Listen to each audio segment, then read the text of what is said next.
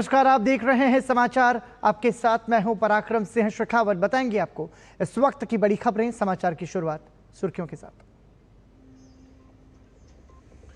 प्रधानमंत्री ने बेंगलुरु में 22,800 करोड़ रुपए की मेट्रो परियोजनाओं का किया उद्घाटन और शिलान्यास। 4 राज्यों के लिए 3 नई वंदे भारत ट्रेन को दिखाई हरी झंडी।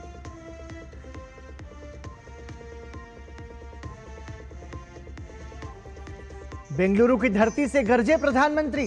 कहा, ऑपरेशन सिंदूर में पूरी दुनिया ने भारत के नए रूप को देखा। विकसित भारत की यात्रा को डिजिटल इंडिया के साथ साथ आगे बढ़ाने पर दिया जोर।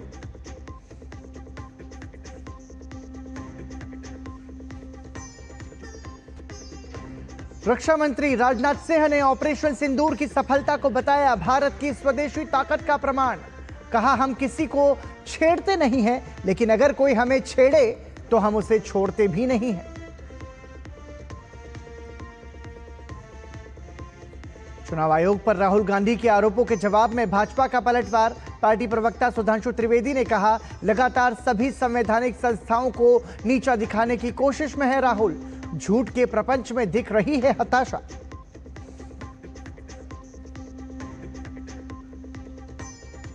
भारत के रमेश बुधियाल ने रचा इतिहास। एशियाई सर्फिंग चैंपियनशिप में जीता कांस्य पदक। इस प्रतियोगिता में पदक जीतने वाले बने पहले भारतीय।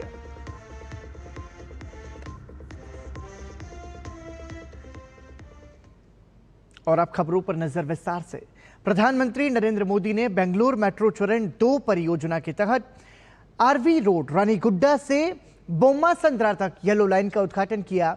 इस लाइन की लंबाई 19 किलोमीटर से अधिक है और इसमें 16 स्टेशन हैं। इस पर लगभग 7,160 करोड़ रुपए खर्च हुए हैं। इस येलो लाइन के खुलने से बेंगलुरु में मेट्रो का परिचालन नेटवर्क 96 किलोमीटर से अधिक हो जाएगा और इस क्षेत्र की बड़ी जनसंख्या को सेवा प्रदान करेगा। आज बेंगलुरु की पहचान दुनिया के बड़े सिटीज के साथ होती है। हमें ग्लोबली कॉम्पीट भी करना है, इतना ही नहीं, लीड भी करना है। हम तभी आगे निकलेंगे जब हमारे शहर स्मार्ट होंगे, फास्ट होंगे, एफिशिएंट होंगे। इसलिए आज मॉडर्न इंफ्रा के लिए प्रोजेक्ट पूरे कराने पर हमारा इतना जोर है। आज आरवी रोड से बोम्मासंद्रा तक येलो लाइन शुरू हुई है।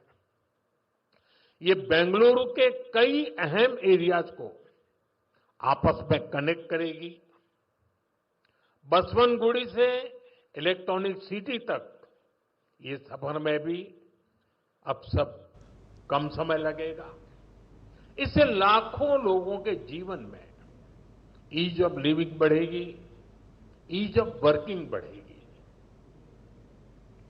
और प्रधानमंत्री नरेंद्र मोदी ने आरवी रोड रानीगुड्डा से इलेक्ट्रॉनिक सिटी मेट्रो स्टेशन तक मेट्रो की सवारी भी की। इस दौरान उन्होंने विभिन्न वर्गों में काम करने वाले लोगों से बातचीत की।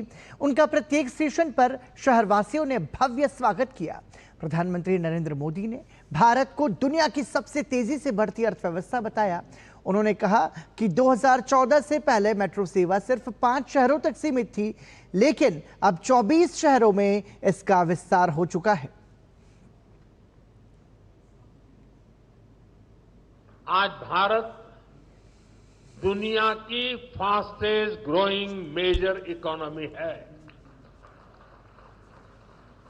पिछले 11 इयर्स में हमारी इकोनॉमी 10वें नंबर से टॉप 5 में पहुंच गई। हम बहुत तेजी से टॉप 3 इकोनॉमी बनने की ओर आगे बढ़ रहे हैं। ये स्पीड हमें कैसे मिली है? ये स्पीड हमें रिफॉर्म, परफॉर्म, ट्रांसफॉर्म की स्पिरिट से मिली है।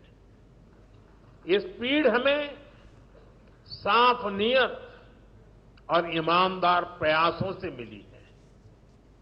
आप याद करिए, 2014 में मेट्रो सिर्फ 5 शहरों तक सीमित थी, 5 सिटीज। अब 24 सिटीज में 1000 किलोमीटर से ज्यादा मेट्रो नेटवर्क है। भारत अब दुनिया का तीसरा सबसे बड़ा मेट्रो नेटवर्क वाला देश बन गया है। और प्रधानमंत्री नरेंद्र मोदी ने 15,610 करोड़ रुपए से अधिक की लागत की बेंगलुरु मेट्रो चरण 3 परियोजना की आधारशिला रखी। इस परियोजना की कुल लंबाई 44 किलोमीटर से अधिक होगी और इसमें 31 एलिवेटेड स्टेशन होंगे। ये बुनियादी ढांचा परियोजना शहर की बढ़ती परिवहन आवश्यकताओं को पूरा करेगी और आवासीय, औद्योगिक और वाणिज्यिक तथा शैक्षणिक क्षेत्रों की जरूरतों को पूरा करेगी। प्रधानमंत्री ने कहा कि देश आज जिस गति से बढ़ रहा है उसके पीछे आर्थिक स्थिति एक बड़ा कारण है। देश आज जिस गति से विकास कर रहा है इसके पीछे हमारी इकोनॉमिक ग्रोथ एक बड़ा फैक्टर है। आप देखिए 2014 से पहले भारत का टोटल एक्सपोर्ट 468 बिलियन डॉलर तक पहुंचा था। आज ये 824 बिलियन डॉलर हो गया है। पहले हम मोबाइल इंपोर्ट करते थे, वहीं अब हम मोबाइल हैंडसेट के टॉप 5 एक्सपोर्टर बन गए हैं। और बेंगलुरु की इसमें बहुत बड़ी भूमिका भी है। 2014 से पहले हमारा इलेक्ट्रॉनिक्स एक्सपोर्ट लगभग 6 बिलियन डॉलर था। अब ये भी लगभग 38 बिलियन डॉलर तक पहुंच गया। 11 इयर्स पहले तक भारत का ऑटोमोबाइल एक्सपोर्ट लगभग 16 बिलियन डॉलर था। आज ये 2 गुने से अधिक हो चुका है, डबल हो चुका है। और भारत ऑटोमोबाइल का चौथा सबसे बड़ा एक्सपोर्टर बन गया है। ये उपलब्धियां आत्मनिर्भर भारत के हमारे संकल्प को मजबूती देती है। इससे पहले प्रधानमंत्री नरेंद्र मोदी ने अपने कर्नाटक दौरे में बेंगलुरु से 3 वंदे भारत एक्सप्रेस रेलगाड़ियों को हरी झंडी दिखाई। इनमें बेंगलुरु से बेलगावी, अमृतसर से श्री माता वैष्णो देवी कटरा और नागपुर अजनी से पुणे तक की रेलगाड़ियां शामिल हैं। ये हाई स्पीड रेलगाड़ियां क्षेत्रीय संपर्क को महत्वपूर्ण रूप से बढ़ाने के साथ ही यात्रा के समय को कम करेंगी और यात्रियों को विश्व स्तरीय यात्रा का अनुभव प्रदान करेंगी। प्रधानमंत्री नरेंद्र मोदी ने ट्रेन के भीतर मौजूद छात्रों के साथ बातचीत भी की।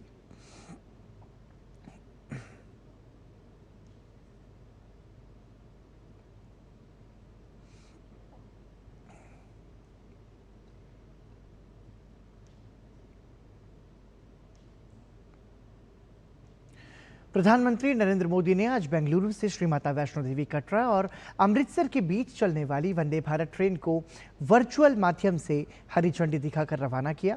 इस अवसर पर बोलते हुए प्रधानमंत्री कार्यालय में राज्य मंत्री डॉक्टर जितेंद्र सिंह ने इस कदम का स्वागत किया और कटरा तथा क्षेत्र में पर्यटन को बढ़ावा देने में इसके महत्व पर भी प्रकाश डाला। डॉक्टर जितेंद्र सिंह ने कहा कि कटरा तेजी से जम्मू और कश्मीर की पर्यटन राजधानी के रूप में उभर रहा है। इस अत्याधुनिक ट्रेन के माध्यम से कटरा और अमृतसर के बीच बेहतर संपर्क से पर्यटकों की आमद में उल्लेखनीय वृद्धि होगी, जिससे तीर्थयात्रियों, स्थानीय व्यवसायों और आतिथ्य क्षेत्र को लाभ होगा। शायद ही कोई ऐसा स्टेशन होगा देश भर में जहां 1 नहीं, 2 नहीं, 3 नहीं, 4 वंदे भारत आकर के रुकती हो। और आज भी जब हम बात कर रहे हैं तो 1300 करोड़ से अधिक के रेल कार्य इस समय जम्मू कश्मीर में चल रहे हैं। अभी इसी वर्ष का जो बजट रहा है उसमें भी लगभग 844 करोड़ रुपए निर्धारित किया गया जम्मू कश्मीर के लिए। मुझे लगता है किसी और केंद्र शासित प्रदेश के लिए इतनी रकम नहीं निर्धारित की गई। उससे श्रद्धालुओं को भी सुविधा रहेगी, पर्यटकों को भी सुविधा रहेगी, व्यापार को भी लाभ पहुंचेगा और ईज ऑफ ट्रेवल भी सुनिश्चित किया जाए। श्री माता वैष्णो देवी कटरा और अमृतसर के बीच वंदे भारत ट्रेन की शुरुआत से तीर्थ स्थल पर आने वाले श्रद्धालुओं और क्षेत्र की सांस्कृतिक और आध्यात्मिक विरासत को देखने आने वाले पर्यटकों में काफी उत्साह है। इसमें हम वंदे भारत में काफ़ी सारी फैसिलिटीज़ है जो बहुत अच्छी लगी हमें। ऑटोमेटिक डोर्स, काफ़ी क्लीन है वंदे भारत और काफ़ी कंफर्टेबल सीट्स हैं, काफ़ी अच्छा लगा हमें। और जो बाहर से लोग आते हैं जो कटरा दर्शन के लिए आते हैं उनके लिए भी आसानी होगी। अब अच्छा महसूस हो रहा है और आम पब्लिक के लिए भी बहुत अच्छी बात है ये। और बाकी इसमें पैसेंजर के लिए सफ़र बड़ा आरामदायक है, आनंदमयी है। रक्षा मंत्री राजनाथ सिंह ने रायसेन जिले के उमरिया गांव में 1800 करोड़ रुपए की लागत से BEML की रेल कोच फैक्ट्री का भूमि पूजन किया। सार्वजनिक क्षेत्र के उपक्रम भारत अर्थ मूवर्स लिमिटेड के इस इकाई में passenger coach, metro car, electrical multiple units, Vande Bharat train sets और हाई स्पीड रेल सिस्टम का डिजाइन, निर्माण, असेंबलिंग और परीक्षण सुविधाएं होंगी। इस अवसर पर रक्षा मंत्री राजनाथ सिंह ने कहा कि 2 साल के अंदर ये काम पूरा हो जाएगा। 1800 करोड़ रुपए के निवेश के साथ इस परियोजना का शुभारंभ आज यहां पर हो रहा है और 5000 से अधिक लोगों को रोजगार मिलेगा। BEML आज एक बहुत ही महत्वपूर्ण यूनिट यहां स्थापित कर रही है। यहां रेल के डिब्बों का निर्माण तो होगा ही, साथ ही रेलवे के और भी अलग अलग प्रोडक्ट्स, रेलवे के अलग अलग और भी सारी सामान यहां पर बनाए जाएंगे। मैं विश्वास के साथ कह सकता हूं 2 साल के अंदर यह काम पूरा होकर रहेगा। रक्षा मंत्री राजनाथ सिंह ने ऑपरेशन सिंदूर का जिक्र करते हुए कहा कि पहलगाम की घटना के बाद उन्होंने मान लिया था कि भारत शांत बैठ जाएगा, लेकिन प्रधानमंत्री का संकल्प था कि हम इसका मुंहतोड़ जवाब देंगे। उन्होंने कहा, हमने ठान लिया था कि हम धर्म पूछकर नहीं, उनका कर्म देखकर मारेंगे और हमने कर्म देखकर मारा।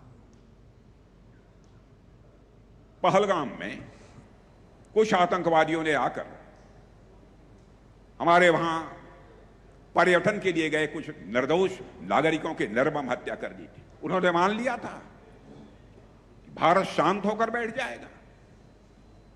हमारे प्रधानमंत्री जी का संकल्प था, हम लोगों ने तय किया हम इसका मुंहतोड़ जवाब देंगे, धर्म पूछकर मारेंगे। पूछते थे कि तुम कौन हो? हम लोग धर्म किसी का पूछकर किसी की हत्या नहीं कर सकते, हम तो किसी की हत्या में विश्वास ही नहीं करते। हम लोगों ने भी ठान लिया कि हम धर्म पूछकर किसी को नहीं मारेंगे, बदला नहीं लेंगे, हम उनका कर्म देखकर हम उनको मारेंगे बहनों भाइयों, और कर्म देखकर हम लोगों ने मारा। क्या रुकेंगे एक छोटे से ब्रेक के लिए? आप बने रहिए हमारे साथ।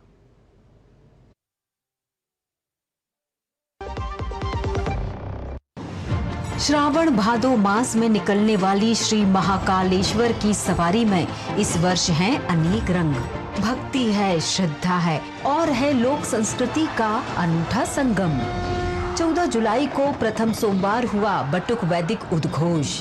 21 जुलाई को दूसरी सवारी में दिखी जनजाति व लोक संस्कृति की झलक और मुख्यमंत्री डॉक्टर मोहन यादव ने लिया प्रदेश की खुशहाली के लिए बाबा महाकाल का आशीर्वाद। तीसरे सोमवार 28 जुलाई को प्रमुख बैंडों ने अपनी खास प्रस्तुति से सभी भक्तों का मोह लिया मन। इसी प्रकार 4 अगस्त को चौथी सवारी में प्रदेश के ऐतिहासिक स्थलों की झांकी निकाली जाएगी।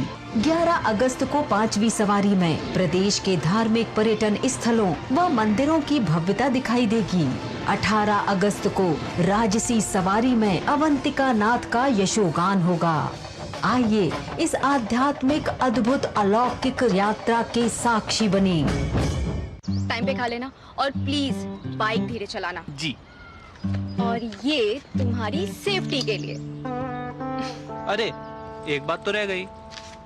LIC ये हमारी सेफ्टी के लिए। दिल की सुनो, LIC चुनो। LIC हर पल आपके साथ। एक बार फिर आपका स्वागत। आप देख रहे हैं समाचार। कांग्रेस नेता राहुल गांधी द्वारा मतदाता सूची पर चुनाव आयोग पर सवाल खड़े करने पर भाजपा ने पलटवार किया है। भाजपा नेता सुधांशु त्रिवेदी ने कांग्रेस नेता और इंडी गठबंधन पर तीखा हमला बोला है। भाजपा नेता ने आरोप लगाते हुए कहा कि राहुल गांधी चुनाव आयोग पर मनगढ़ंत आरोप लगा रहे हैं। Shri Rahul Gandhi ji, a perpetual youth of Indian politics who is consistently demeaning and degrading all the constitutional institution, a new avatar of Goebbels, is now trying to put forth his frustration of losing power by making an unnecessary, uncalled for and totally false allegation on Election Commission. और भाजपा प्रवक्ता ने कांग्रेस पर निशाना साधते हुए कहा कि राहुल गांधी कर्नाटक में प्रेस कॉन्फ्रेंस क्यों नहीं कर रहे हैं।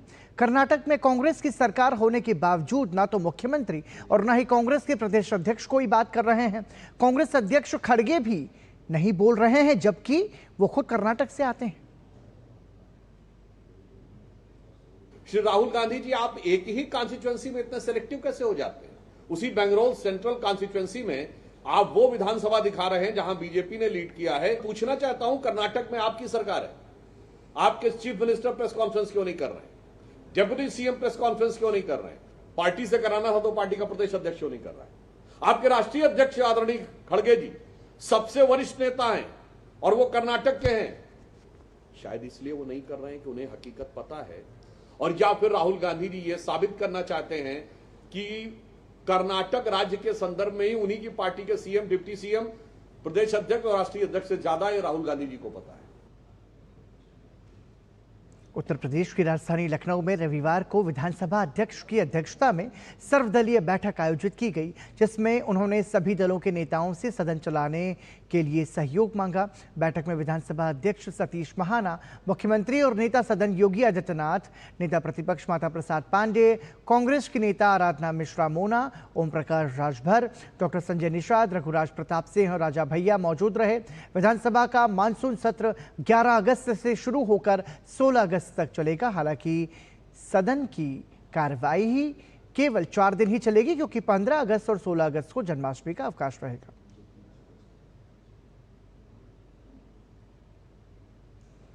प्रधानमंत्री नरेंद्र मोदी के आह्वान पर हर घर तिरंगा फहराने के अभियान को लेकर लोगों में उत्साह का माहौल देखा जा रहा है। स्वयंसेवी संस्थाओं के साथ आम जन भी इस अभियान से जुड़ रहे हैं। जयपुर में स्वयंसेवी संस्थाओं की ओर से विभिन्न कॉलोनियों में हर घर तिरंगा रैली निकाली गई। जय हिंद सैल्यूट तिरंगा संस्थान के राष्ट्रीय अध्यक्ष राज कुलदीप सिंह ने बताया कि हमारी पूरी टीम हर घर में तिरंगा फहराने को लेकर लोगों को जागरूक कर रही है।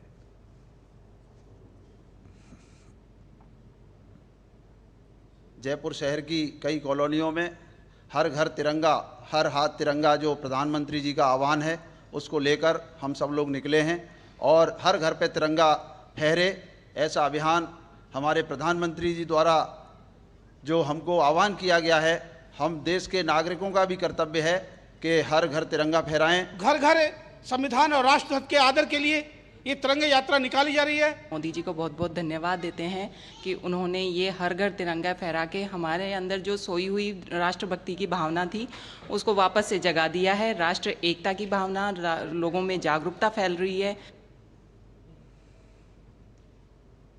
भारतीय नौसेना की नवीनतम स्टील्थ फ्रिगेट INS तमाल ने 6 से 9 अगस्त तक मोरक्को के किसाम्बलांका बंदरगाह पर सफल यात्रा पूरी की। ये पोत 1 जुलाई 2025 को रूस में कमीशन हुआ था और भारत वापसी के दौरान विभिन्न अंतर्राष्ट्रीय बंदरगाहों का दौरा कर रहा है। 3 दिवसीय प्रवास में द्विपक्षीय सैन्य बैठकें, क्रॉस डेक भ्रमण, खेल आयोजन, योग सत्र और सांस्कृतिक कार्यक्रम शामिल रहे। भारत के राजदूत संजय राणा और मोरक्को नौसेना के वरिष्ठ अधिकारियों ने जहाज का दौरा किया और आपसी सहयोग पर चर्चा की। प्रस्थान से पहले INS तमाल ने मोरक्को के युद्धपोत मोहम्मद 6 के साथ संयुक्त जल यात्रा अभ्यास भी किया।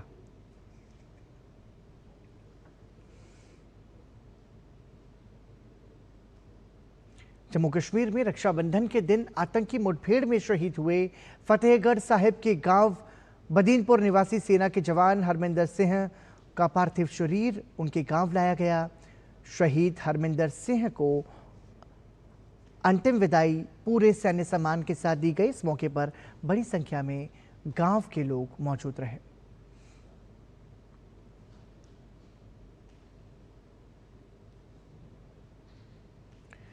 केंद्रीय अन्वेषण ब्यूरो ने 8 अगस्त को मुंबई के 6 निजी व्यक्तियों समेत अज्ञात लोगों और बैंक अधिकारियों के खिलाफ अंतर्राष्ट्रीय साइबर धोखाधड़ी का मामला दर्ज किया।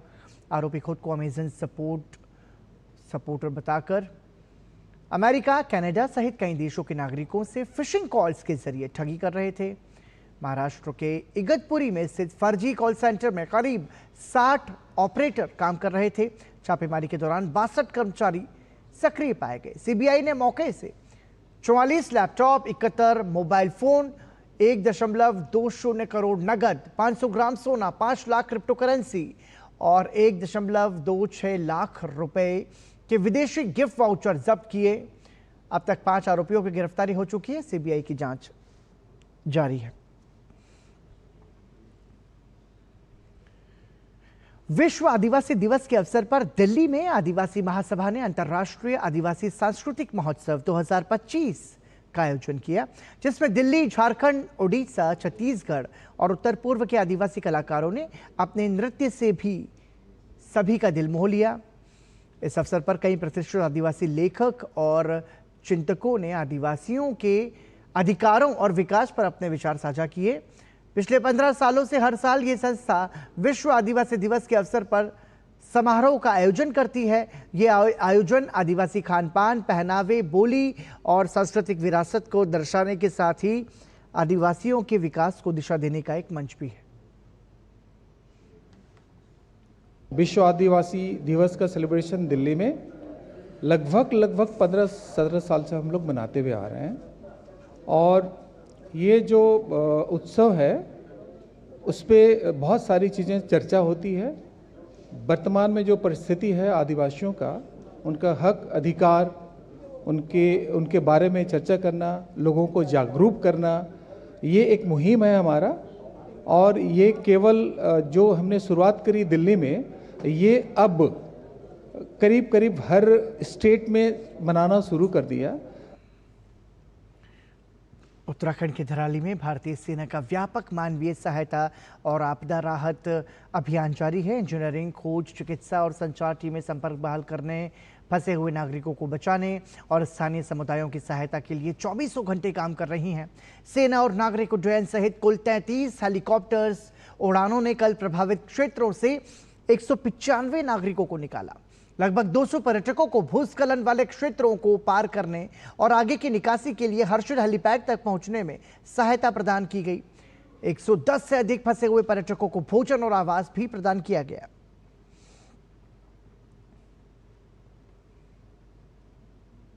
महाराष्ट्र के नागपुर जिले के कोराडी में शनिवार रात महालक्ष्मी जगदंबा देवस्थान मंदिर के निर्माणाधीन द्वार का स्लैब अचानक ढह गया, जिससे 17 मजदूर घायल हो गए। इनमें से 2 की हालत गंभीर बताई जा रही है। सभी घायलों को इलाज के लिए नजदीकी अस्पताल में भर्ती कराया गया है। एनडीआरएफ की टीम ने तत्काल मौके पर पहुंचकर रात से ही बचाव अभियान जारी रखा है। मलबा हटाने का कार्य किया जा रहा है। नागपुर के संरक्षक मंत्री चंद्रशेखर बावनकुले ने जांच के आदेश दे दिए हैं। प्रशासन को घायलों को तत्काल सहायता प्रदान करने का निर्देश दिया गया है। जिलाधिकारी विपिन इटनकर का कहना है कि स्थिति पर कड़ी नजर रखी जा रही है। यह हादसा कोराडी मंदिर देवस्थान क्षेत्र में एक पर्यटन विकास परियोजना के तहत बनाए जा रहे 2 भव्य प्रवेश द्वारों में से दूसरे के निर्माण के दौरान हुआ।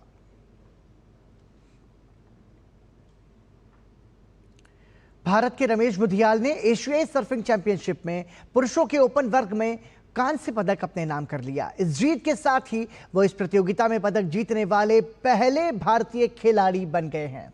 बुधियाल शनिवार को इस प्रतियोगिता के पदक दौर में पहुंचने वाले पहले भारतीय खिलाड़ी बने थे। उन्होंने फाइनल में 12.60 अंक अर्जित कर कांस्य पदक जीता। कोरिया के कनोआ हिजे ने स्वर्ण पदक, जबकि इंडोनेशिया के पजार एरियाना ने रजत पदक जीता।